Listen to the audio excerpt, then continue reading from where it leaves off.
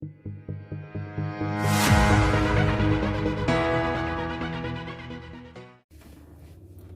YouTube, welcome back to another video. Lovely of you to join me. So I've got a few notes here. This video was supposed to be more about NOC management, or if you had a toxic individual possibly harassing you online, and how to possibly de-escalate that and look at things, what not to do, how to not further antagonize it, and how to bring it down instead of pouring fuel on an already blazing lit bonfire. Okay, I do have notes. I'm sorry, I have to keep looking down. So I'll start with this. We have, if you will imagine, right, there's two parts inside of us. We have the ego and we have the self. The self is like this: calm, tranquil, peaceful, caring, kind, empathic, reasonable, rational, good decision making, all of that kind of thing. The ego, okay, now the ego is defensive, easily wounded, feels attacked, can take criticism wrongly, is very reactive, explosive at times, jealous, envious, all those kinds of things. The ego is typically, let's say, for this, right? So once our ego is activated, they are all the things that usually come forth, right? Now, I'm not saying the ego's bad. The ego can be utilized and further strengthen your personality or your character, help you reach your goals, be less reactive if necessary. If you what's the word? Not challenge it. If you channel it, all right, you can channel the ego. So I'm not saying that this side's the bad side and the self is the good. I'm literally saying the self is more reasonable, calm, tranquil, whereas the ego is a bit more reactive, defensive, explosive, if you look around YouTube. Okay, so if we look at some of the things that happen on YouTube, okay, we can very clearly see that a lot of those behaviors are stemming from their ego, the ego side of things, rather than the self, right? When we use the ego to manage things, situations, tricky situations, conflicts, confrontations, if we're using the ego to manage those things, look around, it is not a good idea, okay? If we use the self to manage those things, we can look towards resolution, managing the situation better, being less explosive, less antagonistic, right? Drama, by definition, is a toxic, it's a toxic whatever, something, I can't think of the word. So it's a toxic thing, right? Because within the drama, we have people, we have the digs, right? We have the wanting to humiliate people, the wanting to grandstand and be seen as the one, the top dog, the one that, you know, I got the last word in, I won that, I won, you know, it wants to one up. The shaming, you see the shaming side of it in the drama. You see people wanting to shame and embarrass, humiliate, put down, mimic, mock, just destroy, basically. That's what we see go on in drama, okay? Those kinds of things. All stemming from somebody giving a dig or a passive-aggressive comment, okay? Things escalate, things get bad, right? So where's my next bit? I want one second. Right, so all of those things are toxic by nature that go on within the drama, okay? We have people not showing empathy. We have no patience. There's large displays of anger. We don't see any coping skills. There's ranting and raging out, okay? But we have ordinarily healthy people wanting to engage in a bit of the drama, okay? So we have ordinarily healthy people wanting to engage in something that by nature at its core is toxic, okay? And wherever so far have we seen this pan out, it always escalates somehow into some crazy, whatever, just crazy situations that don't need to happen.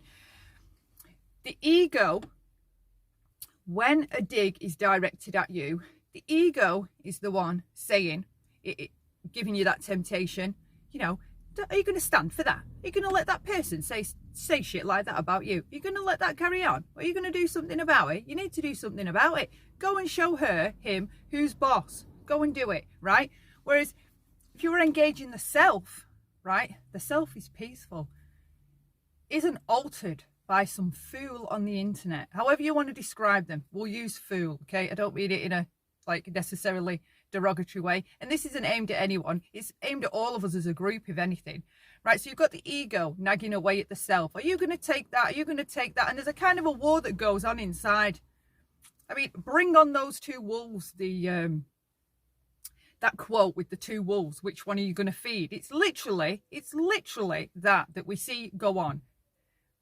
People are in a tug of war about whether to continue and carry on with the humiliating and the ranting and the raging, or whether to go away. Like, you can see that they have an intention or a want to go away peacefully and block. I was going to say block or blank. It came out as black. But you can see that they want to block or blank the person, right? Like, they'll say, you know what, I'm going to ignore them. I'm going to ghost them, right? But then further down the line, you can see that the person, whoever, the individual, struggles to put into play the ghosting. And that's because people that I see, that's because people are telling that person usually to ignore it, right? To ignore something is to tell yourself that reality is not happening, which in effect is gaslighting. It's a form of gaslighting. When you are telling yourself, or somebody's telling you, just ignore it, ignore it, ignore it, you're telling them to ignore reality. No, there's a coping skill that we're lacking, right? That we need to implement. For me, personally, I don't think it's anything about ignoring it. I think it's about processing it, acknowledging it, being reasonable, and coming up with healthier ways to manage the conflict or the issue that's going on. That's all for another video, so forget all of that. So you've got the ego nagging away at you. We often see that the ego wins, okay? The ego rises up. This person gets up on a panel, defensive. How dare you say that? Why would you say that about me? Blah, blah, blah. So then we have a response, a reaction to what the other person did, right? And like, as reasonable adults, I don't understand why we don't grasp that every action has a reaction. So yes, you can make digs. You have the freedom to make passive aggressive comments to other people about the things that you see them do or say, right? We all have to understand, and I think we do, that saying that leaves us open to a reaction, because of course the other person has a fair right to respond back to us, except, right? We don't get to lay out the boundaries and the rules within that person plays, right? That's their choice. That's up to them. So it would be smarter to think, I am going to say this. Am I ready for any blowback? Am I ready for what may come after it? Because you don't ever know how that person's going to react back. You know, are they going to match your fire with bigger fire? You don't know. Typically, okay, going with the you know, like how it flows on YouTube, things typically escalate. Someone says something on one panel, the other person has to reply. They have the temptation of the ego. Are you going to let them get away with that? Are you just going to sit back and do nothing? You know, people are watching this. They're thinking that you're weak, that you're scared. You need to say something. You need to stand up and defend yourself.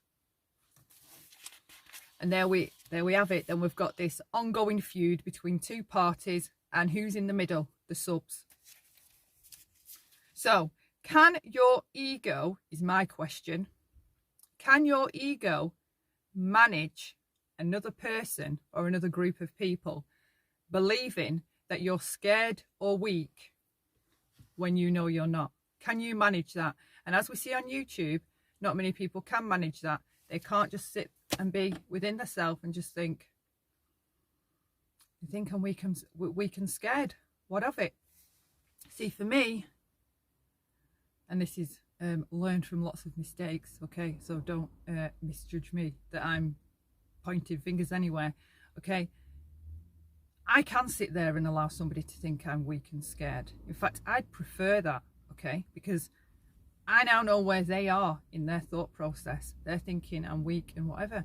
And I'm just going to carry on going about my business and allow that person to believe that thought that isn't even true. It's that I don't care to fight. I'm going to have my opinion, but I'm not going to argue it with you. So if you come at my opinion with an argument or a, I don't know, like a highly volatile reaction, the only output you're going to get from me is nothing, okay?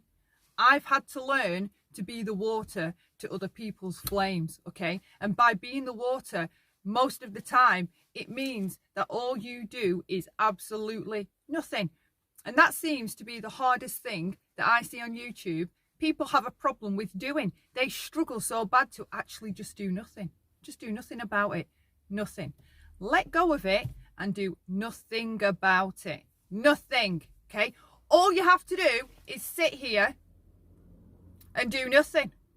And who can do nothing on YouTube? In any community, I do not just mean the DC, I mean the bigger communities as well. They're fighting, always in a flipping war of some kind. All you have to do is do nothing. Now, it's not like I've given you a list of 100 jobs to do and you have to get them all done in an hour, right? And you're manically trying to do them, okay? All you have to do is, and you're struggling to do all those tasks that I've given you to do in an hour. All you have to do is nothing. Be at peace with yourself and do nothing. That's it, okay? And we see that people struggle to do nothing. And why? Because that ego is nagging and nagging away. People think this, people think that, people are going to think this, people are going to think that.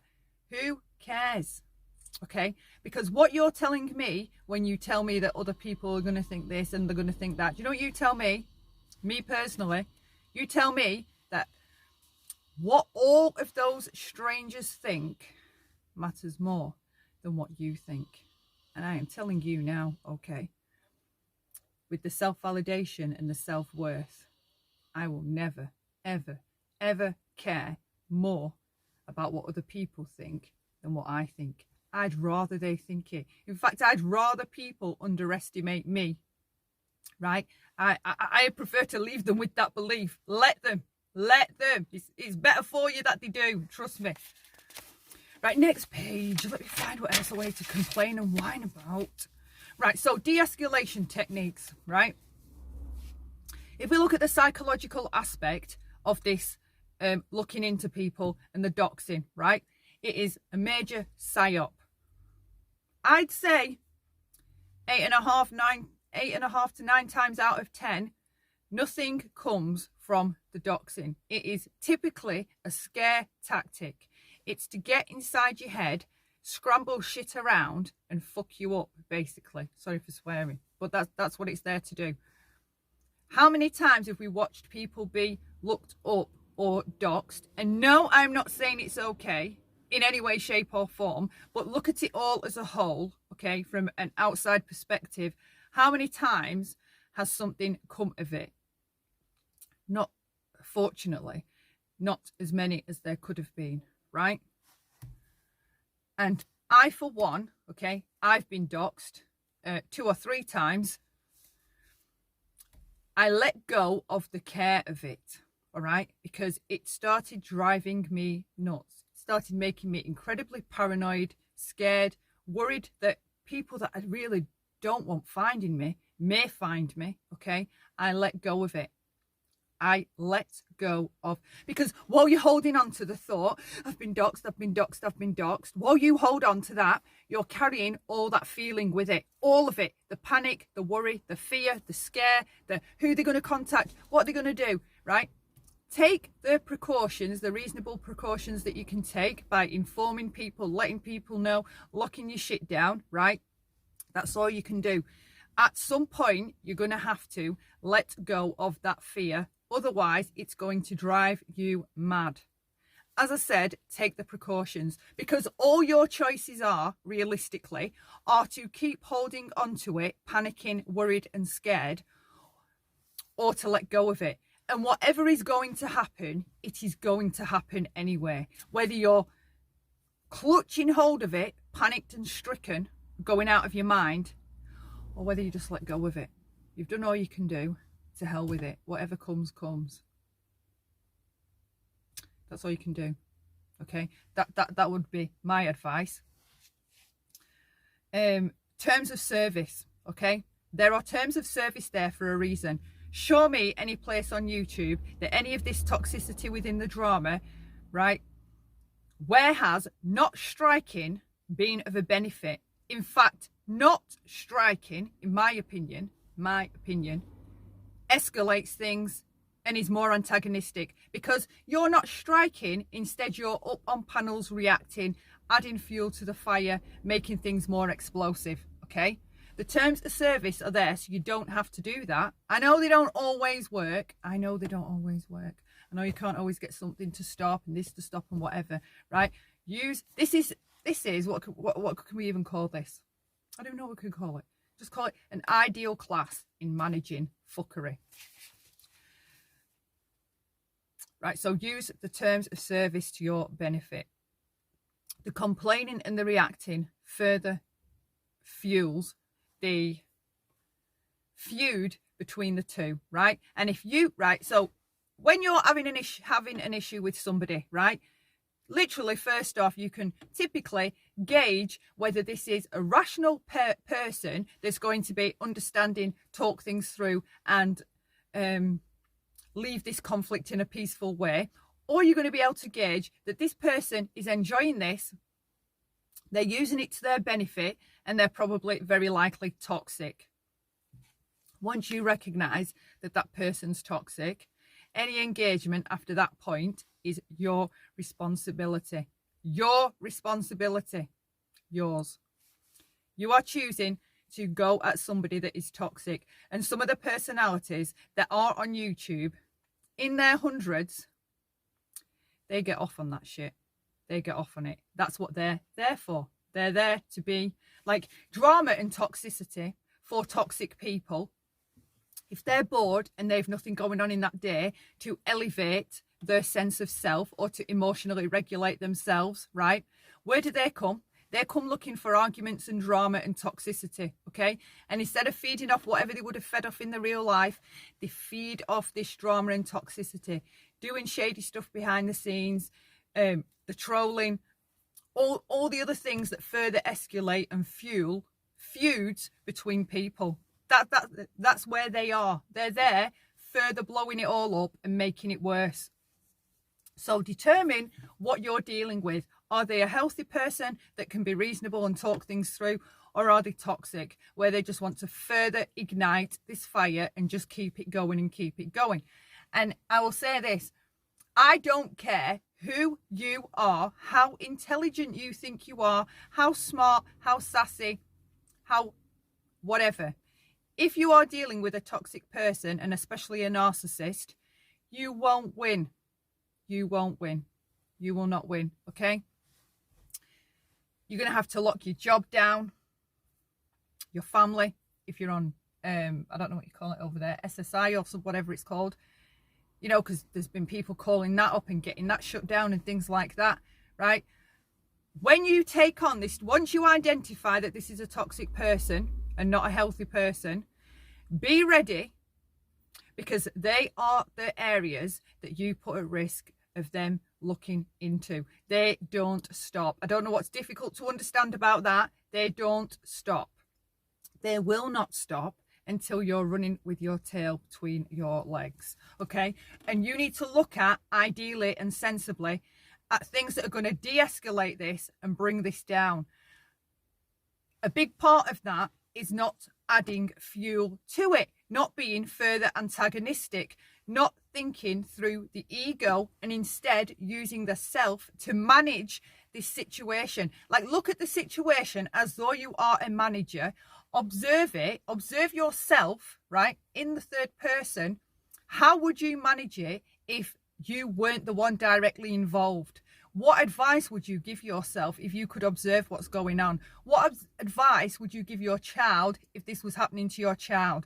Would you further keep telling your child to keep pushing this other person to go further and further, just so at the end their ego can be tipped up and say, well, I won. I won. What the hell do you win? You don't win anything. The only thing you win is bruises to your psychological state. That's all you win. Okay, terms of service, use the striking. If you are being harassed or bullied, use the striking, the privacy complaints, whatever all of that is. I don't understand it, okay? I haven't even read it, and I need to. Stop announcing what you're going to do next. Stop announcing your next moves to your perceived enemy, right? Stop telling them, if you keep doing this, I'm going to do that. You better stop fucking doing this, because if you don't, I'm going to fucking do that. That's grandstanding and being egotistical, okay? You're posturing, right? Toxic. Bring that back down, back into the self. Be sensible. Do not be telling toxic individuals especially what the hell your next move is, because all you do is give them an opening to sabotage what you're going to do. That's all that happens. You sabotage yourself. Shut your mouth. Right. Sorry. Understand, which I've just touched on before, you cannot say anything, right, without an expectation of a reaction or blowback. Understand that point, because I think a lot of us miss it. Understand. Get that through your mind, that when you say something, there's a high chance somebody's going to come back with something else, okay? And again, you're not going to be able to control the confines of which and what they say or do when it's their turn to come back.